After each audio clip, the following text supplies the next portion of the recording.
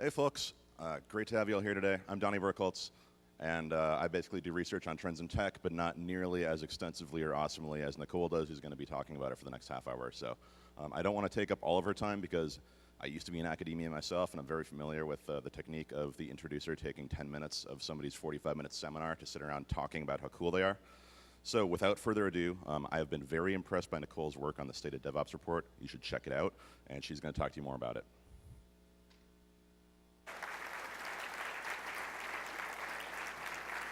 Okay. We'll do appropriate product placement there. So, as Donnie mentioned, I have a background in academia, which mostly means I went to school for way too long. And by the way, a PhD just helps you learn how to do research. So if anyone just wants to go to too much school, just don't, or just get another master's degree, unless you really want to do research. Before doing that, though, I was at IBM. I used to do hardware performance. I used to maintain all those systems that I was working on. The joke is that I used to lay cable in 4-inch heels, which at IBM they thought I was nuts, but it was still super fun. As long as you didn't drop those crazy concrete tiles on your toes. That was not good. But as I was doing all of this work, I was at IBM and I realized that a lot of these major companies still didn't realize that those of us who were developing and delivering software weren't regular, and I love our regular, I say regular, right? Regular, other computer users. We were different, right? We had different needs of the systems that we were using. And that completely blew my mind. And so since about 2007, I've been studying how to make software development and delivery awesome, which now we know is DevOps. And for the last 3 years, I've been the lead investigator on the State of DevOps report. And so here I'm going to talk about how we make this awesome. Because we always go around and we can hear stories about how different companies make it awesome, and I love those stories, and I'll share some of them here. But it was also really hard for me when I would try to go to my boss and I'd be like, listen, this team did this, and my boss would be like, cool, we're super not them. Not gonna work for me. Who's had that before? Hands, right? We've all hit that. So, and here's also where this comes back to. Nicholas Carr in 2003 said, he didn't just say it, the title of the article published in Harvard Business Review is IT Doesn't Matter. So this sucks. Because every executive reads Harvard Business Review. So HBR is IT doesn't matter. And the whole idea behind this article was, computers are just there to help us keep up. It'll never be a competitive advantage. It's you have accounting systems, don't want to do it by hand, use computers. We have HR, don't want to do it by hand, use ERP systems. But don't really invest in it. IT's a cost center. Who's heard that? Who's heard that too many times? Yes. So everyone read this and they were like, sweet, I'm going to spend money on it. I'm never going to spend too much. I'm over it. Well, okay, this was 2003. Things have changed since then. So here's what we're going to talk about, okay? So times have changed. IT has changed. Things are different now. And I'm going to help you make the case. If we're interested, if we want our bosses to be interested, here's the data, right? Because the plural of story or the plural of anecdote isn't data. Got some data. I've got over 25,000 data points. DevOps is good for organizations. I'll skip to the punchline. DevOps is also good for IT, and I'll tell you what I mean by IT, and then I'll get into some detail. So what drives this change? So as I was mentioning, Nicholas Carr was saying, I can't just use IT and plug it in. Can't just buy a server and plug it in and think it's going to be awesome. Because why? Because my competitor can buy the same server and plug it in. I can give it really pretty uplighting, right? This is Facebook servers. It doesn't make it more awesome. I can even do hard things like ERP systems. Okay, those are super hard, right? They're oh, just buy it. It'll be a few million. It'll work when you plug it in. No. We spend years customizing these systems, but everyone else spends the same years customizing these systems. What it is it gives us a point of parity, not a point of distinction. Okay, so what that means is it helps us keep up. It never helps us get ahead. This is what we saw for years. But welcome to the 1980s. Welcome to the 1990s. This is technology through these decades, even the early aughts. Until we started noticing some patterns. So we can get changes in IT, we can get investments in IT to show up in the bottom line, but only if we do a few key things. Okay, so it has to include some kind of technology practice. I mean, this is IT, right? So it's going to include some kind of technology practice and automation. But it also needs to include some kind of process improvement that's far-reaching, and it has to include some kind of culture shift, right? Because who's seen someone just try to buy a technology and plug it in, and it doesn't really pay off? Who's seen someone just try to do the agile and do your meeting standing up instead of sitting down, and it doesn't really do anything, right? Or who's seen we're gonna have amazing meetings and we're gonna do beer and pizza, but nothing else changes. And so it doesn't fix anything. We have to have all of them. And then we see it show up. So quick summary, right? Technical practices, which I'm going to be calling continuous delivery. Management practices seen in some of the lean management principles, which also draws quite a bit from Agile, because Agile pulls quite a bit from lean. And then I'm also going to be talking about organizational culture and identity. These drive IT performance and organizational performance. And I'm saying drive here. Drive impacts predicts. I'm not saying correlates. This is a step further. So this is awesome. So DevOps is good for organizations. We'll just go ahead and cut to the chase.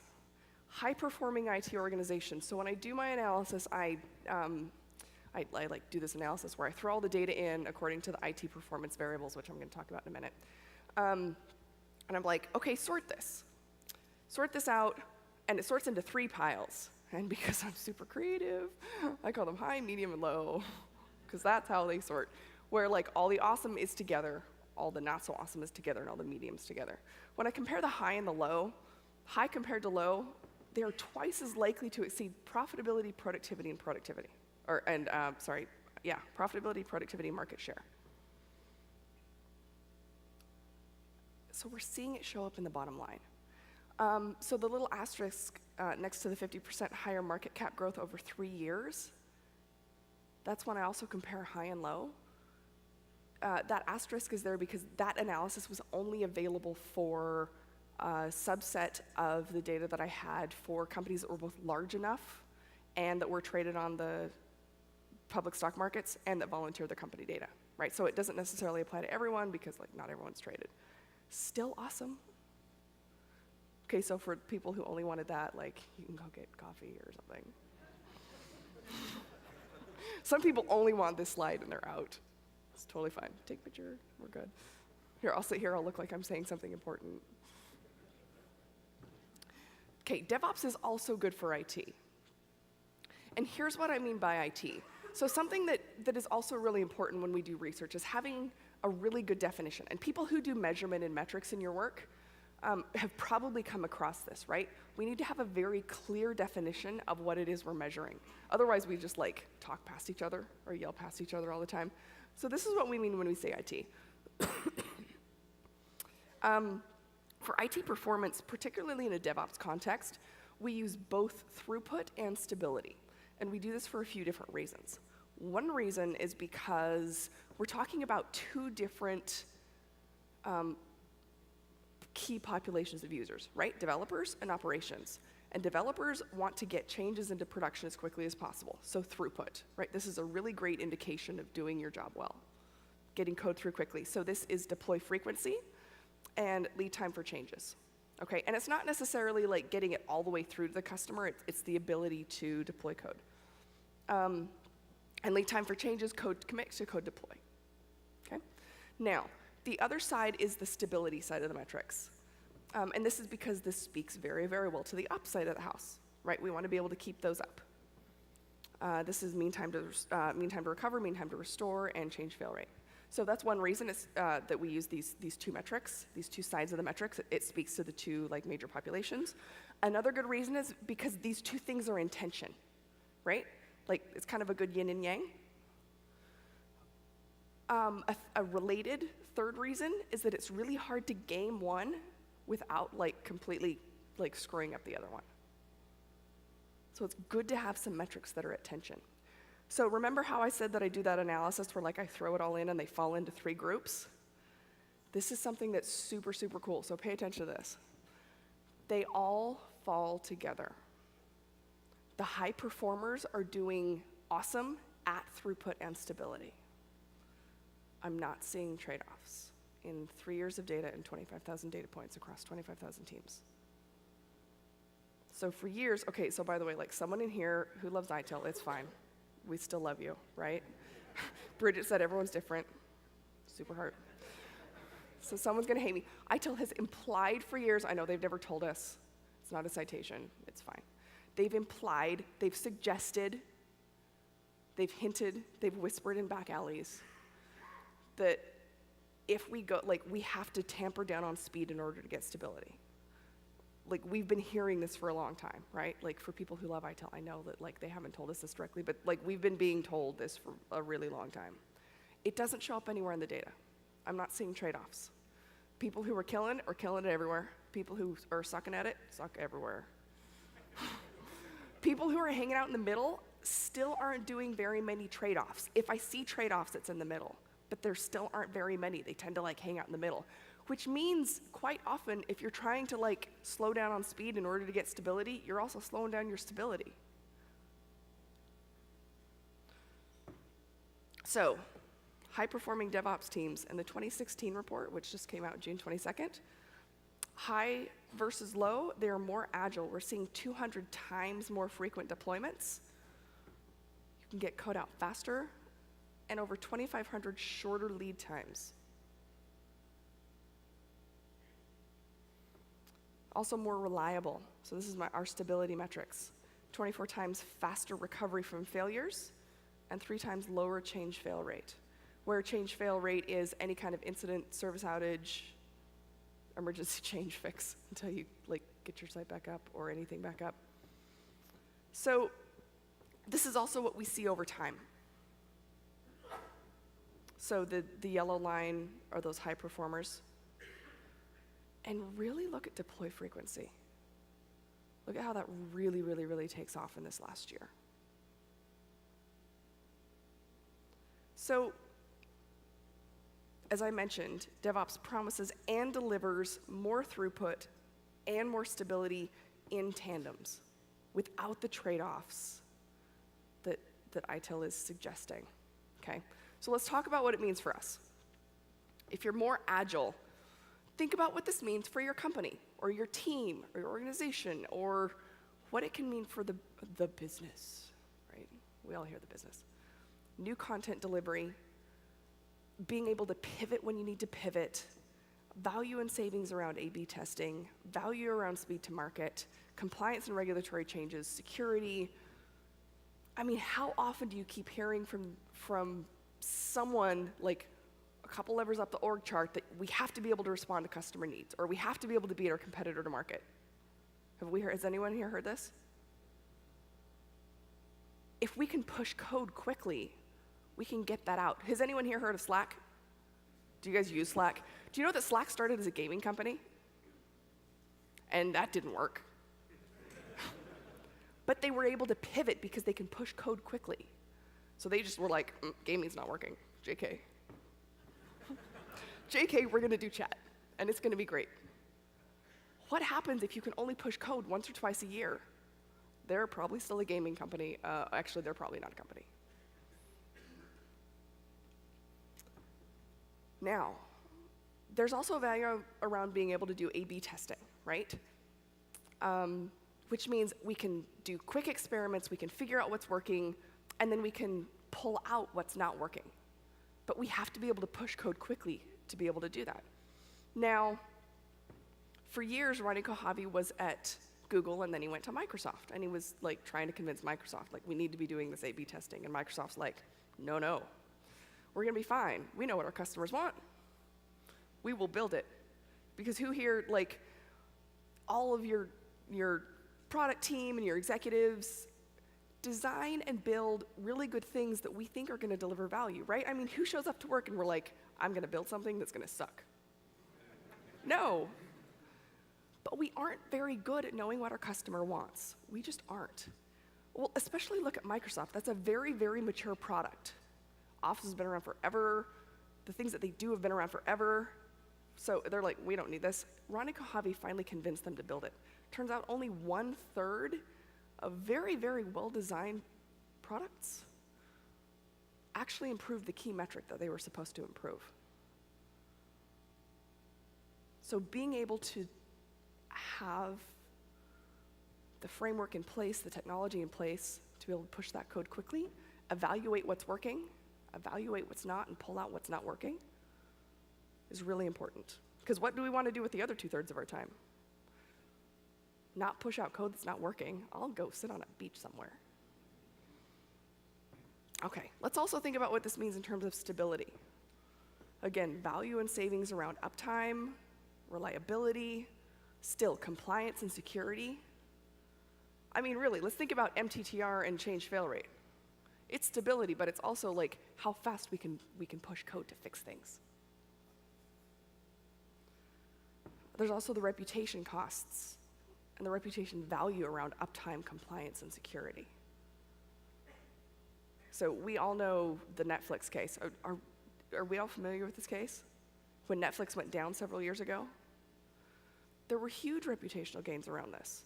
When Amazon went down and Netflix did not, it took Netflix a couple hours to even realize that Amazon was down. The rest of the country was in a panic, and Netflix is just hanging out. They did not declare a Sev1 incident for 5 hours. And the only degraded service they had was like, you weren't able to give a movie or a television show a rating. So they had degraded service, but they were like, their core services were still up. It was because they had built in like core functionality around Chaos Monkey. Have we heard of Chaos Monkey? It's not been open source. You don't choose Chaos Monkey chooses you. This one's solid. It's so great. And what Chaos Monkey does is it goes around and it randomly, arbitrarily kills instances so that you can build that into your systems, the ability to recover. Now, what they don't always say is that they first deployed Chaos Monkey in like test systems, and then they deployed it in production systems. So start there. Another really great example in terms of security and compliance is Heartbleed. So Heartbleed hit. Everyone knew it had hit, or at least by the time it hit. But people were relatively slow to respond, even if they wanted to. So a couple of the biggest places it hit were the Canadian Tax Agency and one of the largest hospitals in North America. And this is what one of the top executives in the hospital said. By the way, like, I don't want my hospital's IT system coming down. They were hacked 2 weeks after Heartbleed was publicly revealed. And he said, fixing it as soon as possible or having compensating controls in place days before could have saved this entire breach from happening in the first place.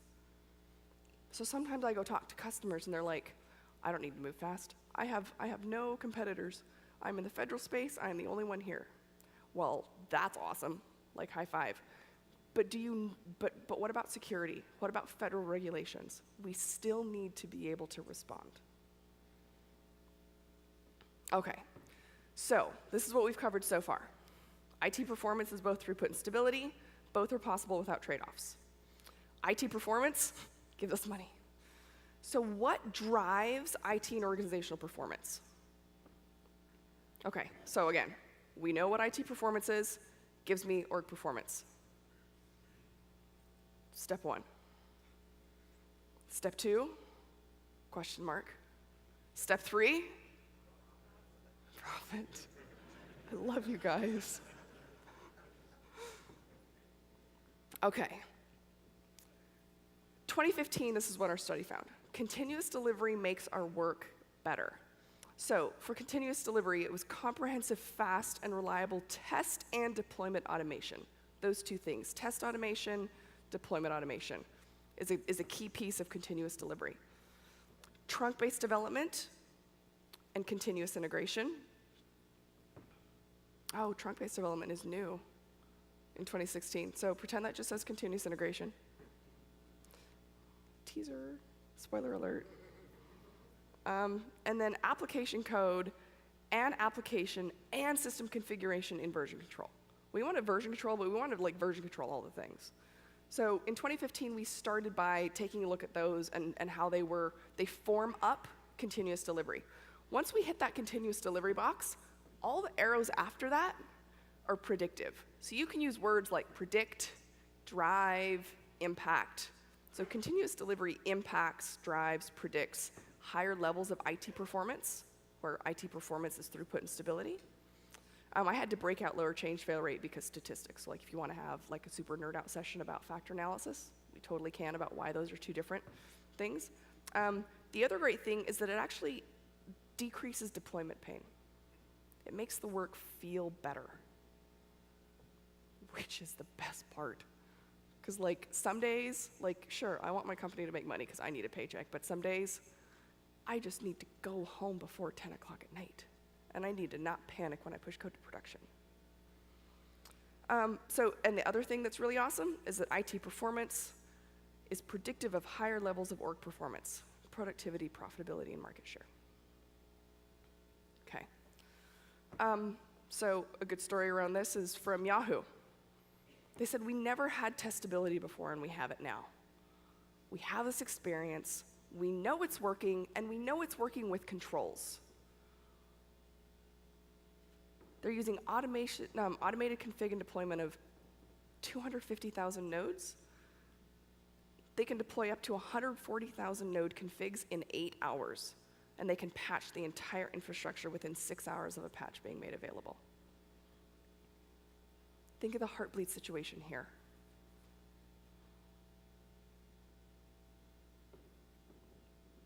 Okay. This hit peer review. One thing that I'll add here that I'll mention is that burnout, there's also a predictive relationship. Continuous delivery decreases burnout as well. Decreases perceptions of burnout. So there's the added math. This analysis is done using partial least squares, so if anyone wants to nerd out on stats here. It's a structured equation modeling method that optimizes for prediction of the dependent variable. It's correlation-based SEM. Okay, and a great story around the burnout, decreasing burnout, optimizing for like continuous delivery, making your work feel better. There was this great talk from Microsoft Engineering DevOps Lessons that Thiago Almeida gave at DevOps Days London. Excuse me. Their work-life scores at Microsoft. Before continuous delivery, it was 38%. After continuous delivery, 75%. So this really, really helps improve our work and our lives, right? If we have less manual steps in that process, it can really help. Okay, so when we extended to 2016, so research is this thing where like we have to kind of do a small piece at a time. So this is what we extended. The things in bold on the left are what we added this year, the new things. So we extended the components of continuous delivery to look for effective test data management. I was hearing from companies and organizations that sometimes the things that were making it really difficult to do CD were having good test data. So that is also a strong and important component. Also trunk-based development, using a mono repo, and incorporating security, shifting left, which many of us have been talking about because like we all at least know that pen testing at the end like sucks, right? Because that means you find 27 things and you only actually fix 2 because it's like the day before deploy. But there was this big concern that if we actually moved security to the front, it would slow everything down. Not if you do it the right way. And there's really great guidance in the report on how to do this. It's things like including them in the design process, having pre-approved libraries from InfoSec, things like that. So continuous delivery. Now the things after that are predictive. So again, we see lower levels of deployment pain, it improves culture, we see higher levels of IT performance, lower change fail rates. Many of these things flow through into higher org performance. Some of the new things this year, less rework. So this is kind of one possible proxy for quality. You're spending less of your time on rework, which is awesome. Also identity, identifying strongly with the org you work for. I'll come back to this one. Okay, so we've gone through the technical practices. So what else? We talked about how the process and the management really makes a difference too, right? We need to have that other piece as well. So 2015, we looked at some of the key lean management practices. So effective WIP limits that drive process improvement, use of visual displays to monitor quality, productivity, and WIP, and also use of monitoring tools to make business decisions. Notice those last few words. This is not use of monitoring to wake you up in the middle of the night. Not quite, okay. And this was predictive of, or those all formed up lean management, and after that, all the arrows, again, you can use words like predict, drive, impact. IT performance, it again decreases burnout, and it helps contribute to a stronger organizational culture, which again leads through into org performance, where org performance is money, right? Productivity, profitability, and market share. For a good example of using graphs to make business decisions, visualizations to make business decisions, is everyone familiar with some of the work that Etsy does? Yeah, so they've got this great technology where anything that you push that goes into production shows up on a graph. And those vertical lines there represent a deploy. So they represent something going live into production. So if you push something, go take a look at the graph, make sure the graph didn't change. Or at least it didn't change in a way that was not expected. Then you can go on with your work. Let's say I'm mostly done with my work for the day. I can go look at that wall of graphs, and if something looks kind of funny, I can decide what I'm going to do next based on the wall of graphs. Another great story around WIP limits comes from Julia Wester. She was a development manager for Turner Sports, and she said, I was trying to figure out why my team was working themselves to death but not getting anything done. By implementing WIP limits, we were able to focus on our work. Finishing work feels better than sprinting and feeling like a hero in the moment, because that's only a moment. So, when we extended 2016, we went farther upstream, and we took a look at gathering, broadcasting, and implementing customer feedback, as well as decomposing work into small batches so we can actually get that single piece flow, and visualizing work through that whole process. And again, this is then predictive of identifying with your organization, contributing to that strong organizational culture that we found over the last few years, and higher levels of IT performance, and all of those flow through into org performance. So I've mentioned this org culture. Have we heard of this before? I'm gonna see some hands, but we have enough new people here, this may be new. This comes from the work of Ron Westrom. He's a sociologist, and he studied high-risk cultures. We applied it to IT for the first time. And we found that high-performance cultures tend to be much stronger along the generative side than the pathological side. So take a few minutes, think about where you or your friend might work. We tend to find about 15% of the DevOps population that we've studied fall into pathological. Right around 55% fall into bureaucratic, and about a third hang out in the generative side.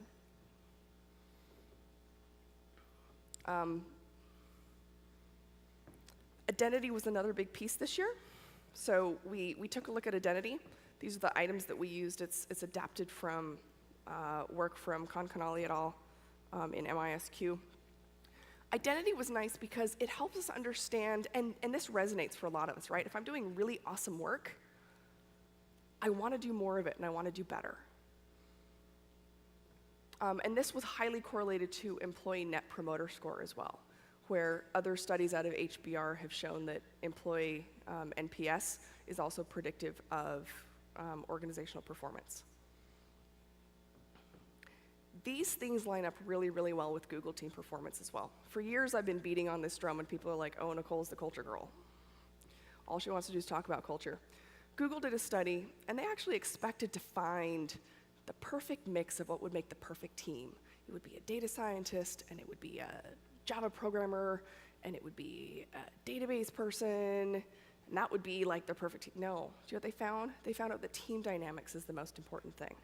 And the number one thing is psychological safety. And then dependability. So it's very similar to the Westrom model. where it comes down to high trust information flow. The other things that were also important, structure and clarity of the work, meaning of the work, impact of the work, those things are actually very, very similar to the identity measures that we included this year. So, Intuit. Scott Cook, the founder of Intuit, has said, by installing a rampant innovation culture, we performed 165 experiments in the peak 3 months of tax season. Our business result? Conversion rate of the website is up 50%. Employee result? Everyone loves it because their new ideas can make it to market. I really, really love this quote because it highlights the importance of culture. It highlights the impact of culture on the bottom line. But you know what else he highlights here? He highlights that it made his employees happy. Do you know what it also kind of shows? They're doing experiments in the peak of tax season, which is like super crazy. But also, when else are you going to do experiments? That's when you have to. We can't do them in off-tax season because no one's using the software, or if they are, they shouldn't be, right? That's not the user base that we want to be experimenting on. That is super not the user base we want to be doing experiments on. So, we've talked about how IT does matter. Times and IT have changed. It's good for organizations. It's good for IT. And then we talked about what drives this change. We have to have the technical practices. We need the management practices. We really need the culture. And it helps if we also identify and love the work. It creates this awesome virtual circle. So, if you'd like to know some more information, you can go to devopsresearch.com, sign up for the ROI white paper that will be coming out in the next month or so, and get some of our peer-reviewed research. And thank you so much for your time. I really appreciate it.